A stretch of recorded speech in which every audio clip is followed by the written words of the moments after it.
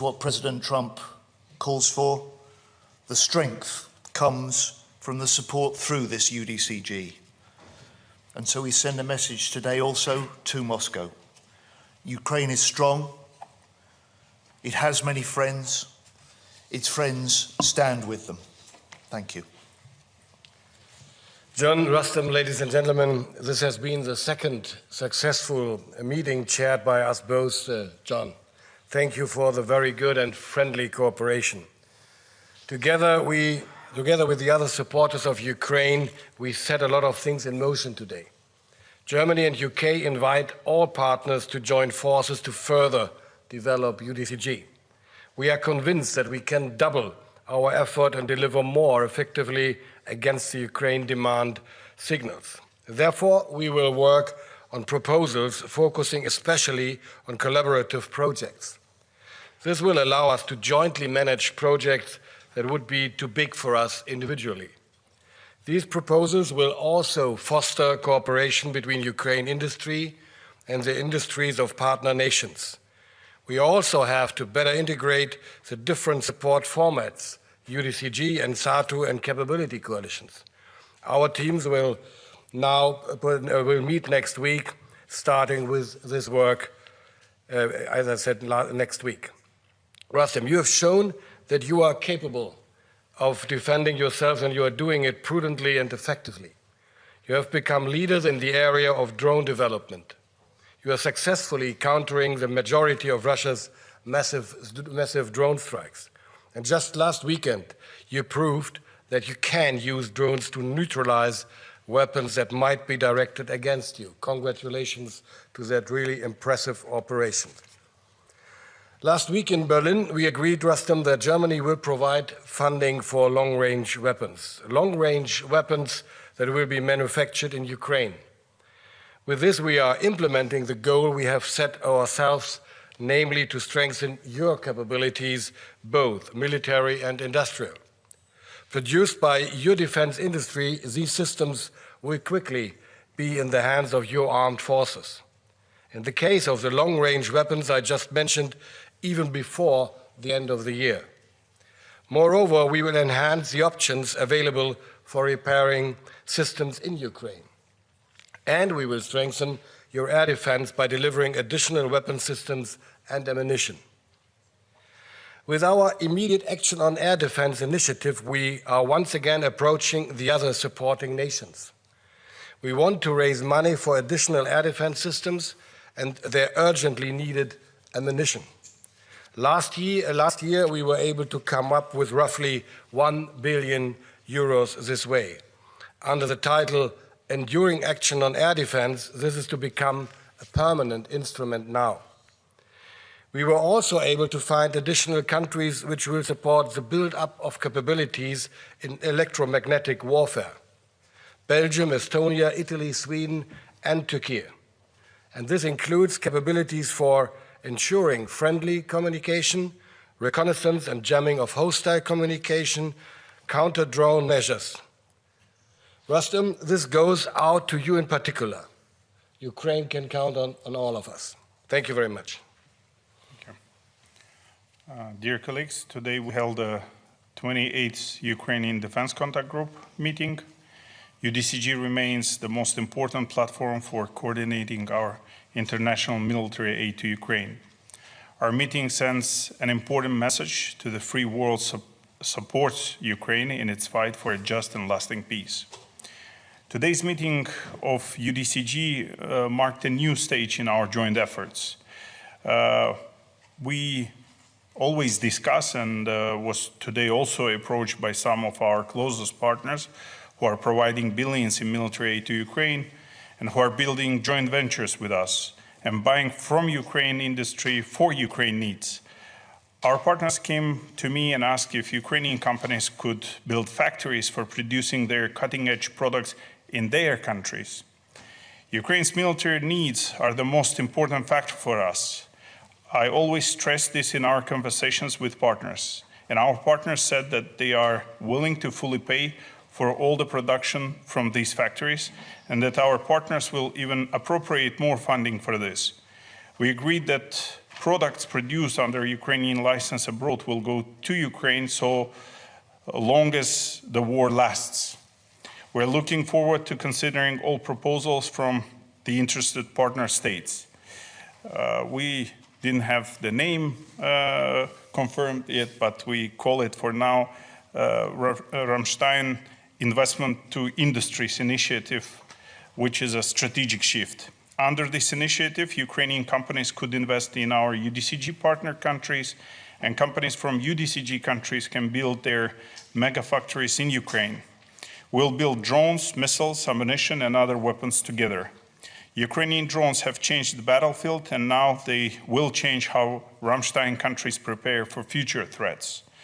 The Rammstein Investment for Industries is a major step forward in building a stronger defense of freedom.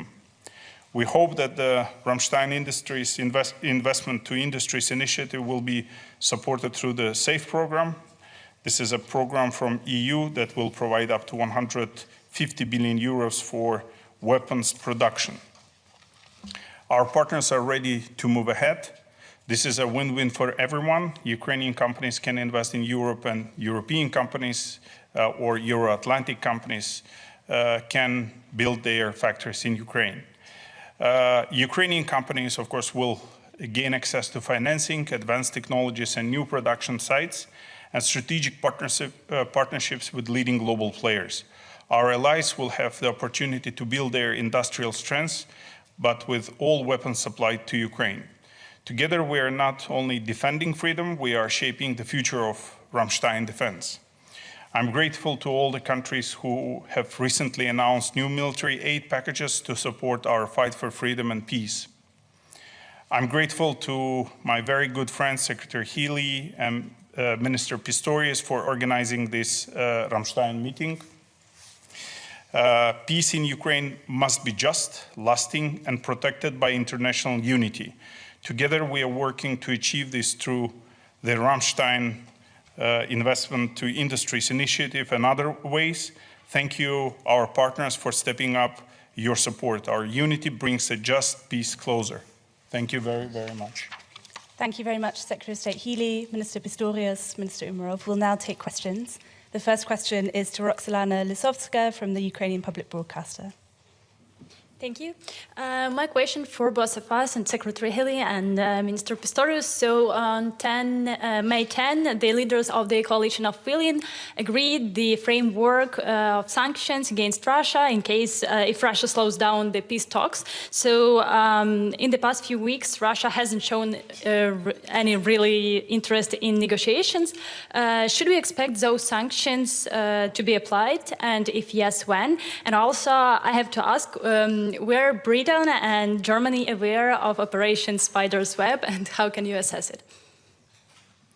Well, to begin with the second question, there is no answer as far as Germany is concerned. I really admired what they were doing over there, but it's not my role to give a comment on that. So I'm sorry for that. The first question, we were talking about that issue several times, and I think it is a matter just of a couple of days whether there will be another stronger sanctions or not. This is not up to me. It's a decision of the entire government in Germany. But of course, we are in close contact with the European Union and with our partners and with UK to discuss it. But I don't have, at least not for the moment, a concrete answer for you. I'm sorry for that too. So hats off to Ukraine for Spider's Web. It reminds us that Ukraine can inflict deep damage on the Russian military. It reminds us that Ukraine is very much in this fight and determined to prevail. And we, as the nations standing with Ukraine, are determined to support in whatever ways that we can. And on the coalition of the willing and the announcement of sanctions, it's quite clear that this war must end in the end at the negotiating table and not on the battlefield. It's why President Trump's ceasefire initiative is so important. Putin has talked about peace, but shown he's unwilling to negotiate. And so more pressure must be brought on Moscow to come to the negotiating table, to negotiate seriously, because Ukraine has demonstrated it stands willing for peace. US is trying to lead those negotiations, and we as nations supporting Ukraine will do everything we can to help that process. The second question is for Johnny Beale at the BBC. Thank you very much. I know Peter Hegseth did not turn up for this meeting, but he is expected to arrive tonight. We are told by his ambassador to NATO that he will come with a very clear-cut message, and that is that, in his words, every ally must commit to investing at least 5% of GDP on defence and security, starting now. I'd like to ask Secretary Healy, I mean, you haven't even been able to give a clear-cut commitment on 3%, so are you worried you're going to disappoint your US allies on this? If I could ask Minister Pistorius, when will Germany commit to 5%, and by when? What sort of timetable are you looking at, if you even can meet that? Mr. Umerov, if I could ask you, sir, I think we've been told that Ukraine will be represented at the NATO summit in The Hague later this month. Can you tell us whether President Zelensky will be attending? We're not clear on that. Thank you.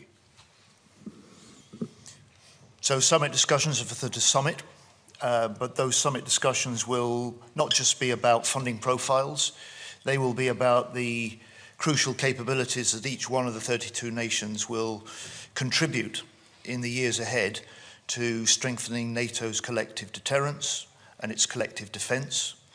It is a matter not just of how much nations spend, but how they spend it.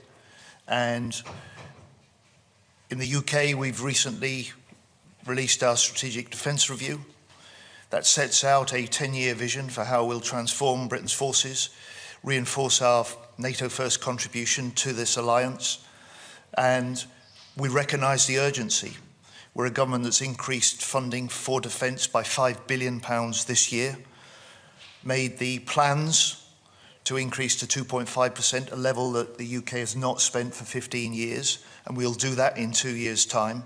We will do that by switching money directly from overseas development aid. It's a tough decision to do. And as the Prime Minister said, we're committed to spending what we need to deliver that strategic defence review. But the 5% does matter to the Americans. Can you make it? I mean, do you think you're worried you'll disappoint them? No, we will enter the discussions at the summit.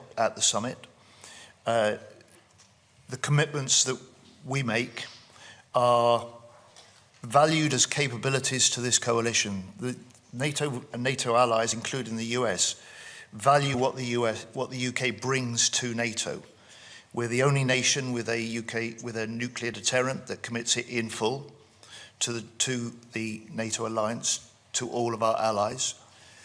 Yesterday, I confirmed that we will double the amount of investment in this Parliament on drone and autonomy technology that will transform our forces, making our commitment to NATO stronger. And I also announced that yesterday we put £1 billion into our laser weapons, Dragonfire. Within 2 years, we'll have that in operation on our destroyers, and then the following year we'll put it in the hands of our army, reinforcing the British armed forces, but making an even bigger contribution to NATO. It's important to measure the nation's contributions to NATO in what we provide as well as what we pay.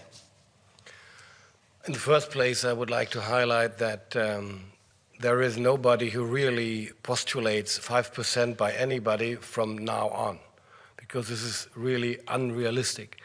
What we are talking about is to increase the percentage in the years to come.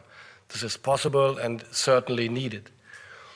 We will, as John highlighted too, we will discuss that topic on the summit. And it's not about disappointing anybody. It's about negotiating about what is necessary and about what is possible. This is a negotiation between grown-up people and responsibilities in the nations. And what I rather prefer to discuss about is we need and we must achieve the NATO requirements, the NATO capability requirements, and the national ones. This is our task, which has to be which has to be fulfilled up to 32 or 33, the latest, whatever. And that costs a ton of money. Let it be 2.5 or 3% or 3.5. But there's one challenge with it which nobody really discusses about. It's not only, as I mentioned earlier, it's not only about the percentage and the money and in euros or dollars or whatever. It is about how much money is really be able to be spent actually at the end of the year if industry is not able to deliver what we ordered.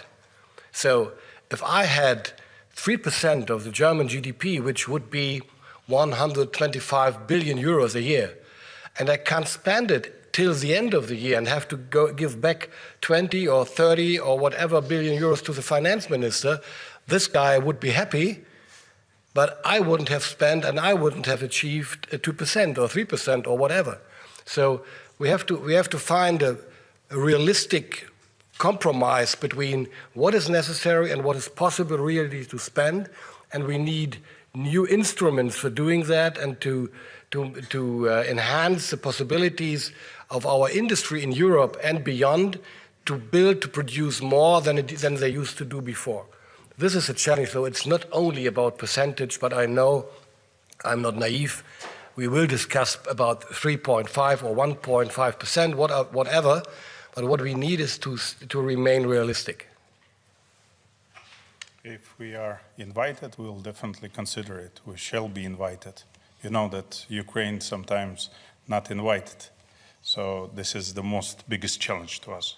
You can't say who's coming. If, as I said, we will be invited, I'm not aware of this actually discussion because not my pot of coffee, but we definitely always consider. Thank you. The next question is for Sabine Siebold, Reuters. Thank you. Minister Umеров, another question on the summit. We've been hearing rumors there might be a NATO-Ukraine Council at ministerial level, which would affect you. So can you tell us whether there's a NATO-Ukraine Council planned either at defense ministerial level or at foreign ministerial level? And another question to Minister Pistorius. Sorry, again on the timetable for the 5%. Your Lithuanian counterpart today demanded that the target date should set by 2030. The latest, not 2032, but 2030. Would that be something that Germany would be ready to consider and to meet the target by then? Thank you. Well, I would rather prefer not to give an assessment to public statements of my very valued colleague from Lithuania, because this is not about Lithuania or any other state in the Baltics or on the eastern flank. I know the special effectiveness of what is going on in the world, but still, whether we will achieve 3.5% plus X in the year 2030 or 2032 is not really the most relevant question, to be honest. NATO-Ukrainian Council hopefully will be made tomorrow on a ministerial level, and I'm planning to attend it. Thank you. And the NATO summit? NATO summit, I cannot comment. Thank you. The next question is for Kat Neelan of The Observer. Thank you. Defence Secretary, the Strategic Defence Review talks a lot about cyber threats, and you talked about how many the UK has seen. Do you think that we're now at the point where we need greater clarity over whether that type of threat should warrant an Article 5 response? And to the other two ministers, when the Strategic Defence Review was published, there was an expectation that there would be some time for it to be digested in capitals around Europe. Have you had a chance to look at it, and what is your view of that? So you're right that the UK, and it will be the same for Boris in Germany, has been subject to an increasing level of cyber attacks. We in the defence field have been the subject of 90,000, at least 90,000 attacks in the last year, directed at defence across the board, all of which can be linked in some way to states. So there's a level of aggression which is rising. There's a level of threat which is increasing. not just to defence but to the way of life, because it has civilian impacts as well. And that's why we are, as part of the Strategic Defence Review, investing more into our cyber defences. We'll set up by the end of this year a new cyber and electromagnetic command, and that will pull together both our defensive and our offensive cyber operations. I have to confess I didn't read it yet completely, because it's more than, I think, 5 pages. But I read kind of a summary, and I asked my experts in my ministry to give me a bigger overview of what is really written in it. Unfortunately, I don't really know why, but I didn't have the time for it for the moment, but I'm very curious to read it. It's a great product. Actually, thankful to Secretary Healy for sharing, and I started reading it. It takes a lot of time to come to UDCG meetings, so it's a good way to read. I didn't finish it yet, but it's a great product, and thank you for sharing. I think your journeys are longer than ours to get here. Definitely. But the answer to your question about Article 5, I think you'll find that NATO has already recognised that cyber and hybrid attacks could form the basis of an Article 5 appeal. But they haven't specified how or where that threshold might be crossed. No, but your question was whether it is conceivable that a level and severity of cyber-related attacks could form the basis for an Article 5 appeal, and I think you'll find that NATO has already confirmed that could be the case. Thank you. The next question is for Stefan Israel from Table. Yes, Stefan Israel for Table Media. So to come back on the absence of the US defense minister, I mean, what does this say looking at the support of the United States for Ukraine, for its defense capabilities for the future, looking at the summit also? And then a second question for Minister Pistorius. Can you confirm there were reports that Russia destroyed IRIS-T system, I think, recently these days? I can't confirm it, at least not at the moment. Oh, look, the American challenge to the European nations is clear. It was there in the first UDCG that the UK convened and I chaired, and that is that it rightly is looking to European nations, and we are leading in Germany and the UK together through the UDCG to step up and do more in our leadership of the support of Ukraine. We have, we are, and we will. And the final question is for Ukraine from Dmytro Shursko. Dmytro National News Agency of Ukraine, thank you for the floor. To State Secretary Gili and to Minister Pistorius, if I may. Tomorrow, you will, among the other defense ministers, discuss the new ambitious defense spending. So what is your perception of the idea to channel at least some part of these new defense spending to be approved in GAG to the fixed assistance to Ukraine, to make that assistance more predictable? And for Minister Umеров, if I may. We know from the media report that China sharply reduced the export of components of FPV drones, not only to Ukraine, but also to European partners, so that to reduce the production of these kind of equipment. Had the front line felt that kind of development? And is it possible to fill the gap using the Ukrainian industries and maybe potential and capacity of the European industries also as well? Thank you. I'm sorry, it's my fault, but I didn't understand properly your first question. My first question was that do you accept the idea that the certain part of the new defense spending in each and every country could be channeled to the assisting Ukraine? For instance, 0.25, 0.1, and so on, percentage? Thank you. Up to now, that was not a topic of the discussion. I don't know whether that is foreseeable for the summit or for tomorrow. But of course, we are doing everything we are able to do, what we proved today another time, to support Ukraine with whatever we can achieve and how long as it takes. So the focus of the discussions I have with Minister Umerov, and I'm sure it's the same with Boris, the focus for our discussions at the UDCG here are, what does Ukraine most need? What is our plan together for 2025? And how quickly can we, as the nations standing with Ukraine, supply what is needed?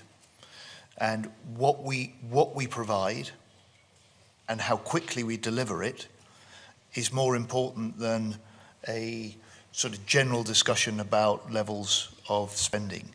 But on levels of spending, in the UK, part of stepping up and speeding up our support for Ukraine means that in this year, we will be spending on military aid to Ukraine £4.5 billion. That's a higher level of support than ever before. And we will continue our support next year and the year beyond and the year beyond that for as long as it takes. Sorry, may I ask a follow-up question? There's been a lot of confusion today on this point. When you talk about GDP, I'm sorry, I'm Lara Jackson with the New York Times. When you talk about GDP percentages, whether it's 3.5% or 5% or whatever, will the definition of core military capabilities for domestic defense now include aid to Ukraine? I think that's what we're trying to understand, if that's part of the discussion right now. Thank you. It's not part of the discussion today at all. Yeah, I'll answer. Our capacity or capability in Ukraine to produce drones is up to 10 million drones, and it costs us $11 billion. We invest up to $5 billion, and there is a gap of $6 billion. So that's what I addressed to UDCG. As for your specific question, on FPV, we are able to produce ourselves, but we have a shortage of finances. On Mavic drones, which is Chinese production, there was reports of, let's say, that it was redirected to Russia rather than to Ukraine. And we have experienced the problems of purchases through different channels, through different countries. We've tried to manage to procure them from all of the UDCG members as well. And we, in addition to it, we started a program to localize these drones. We achieved it in several months, but before, from the time they start redirecting it, we had experienced problems, but now we have Ukrainian-made, let's say, products that we are procuring and closing the gap. Thank you. Thank you very much. That concludes this press conference. Thank you all. Thank you, ministers. John, what's the next?